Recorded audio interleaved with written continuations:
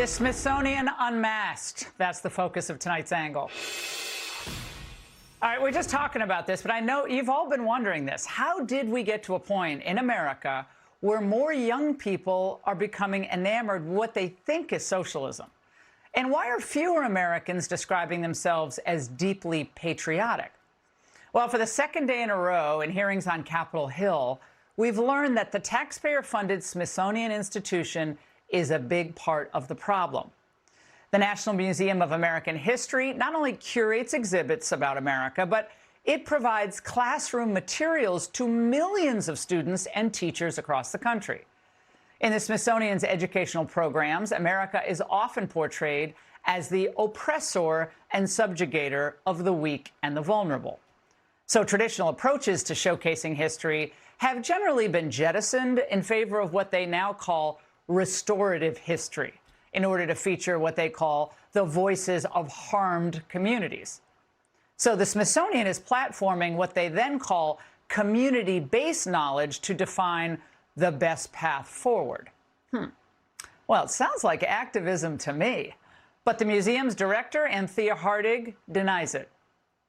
Do you believe that one of your roles is connecting research and scholarship to advocacy and activism?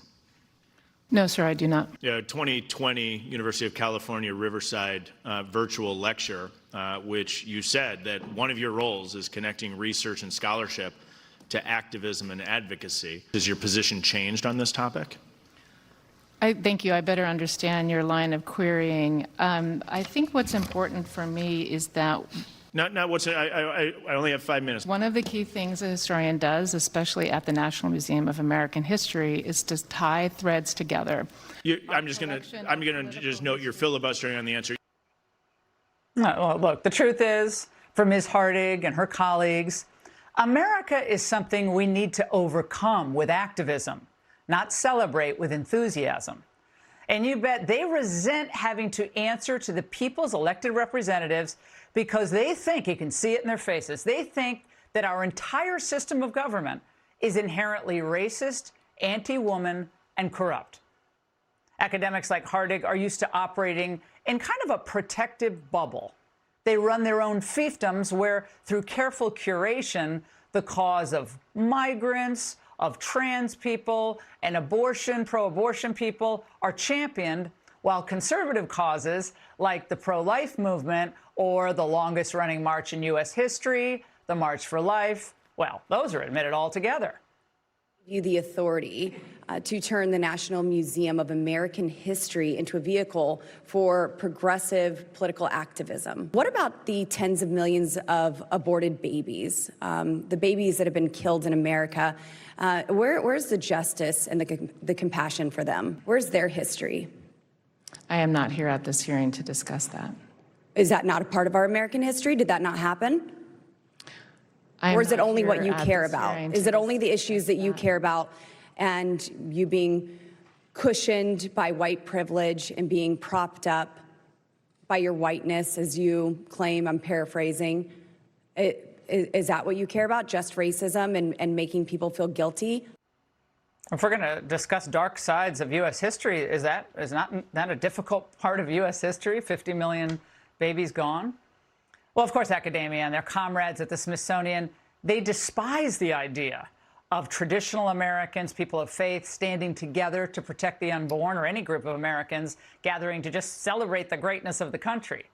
They prefer to celebrate other things. Can you tell us what a crotch harness is? We brought a picture. Tell the audience what a crotch harness is. So, ma'am, if I may answer your question about girlhood, it's complicated.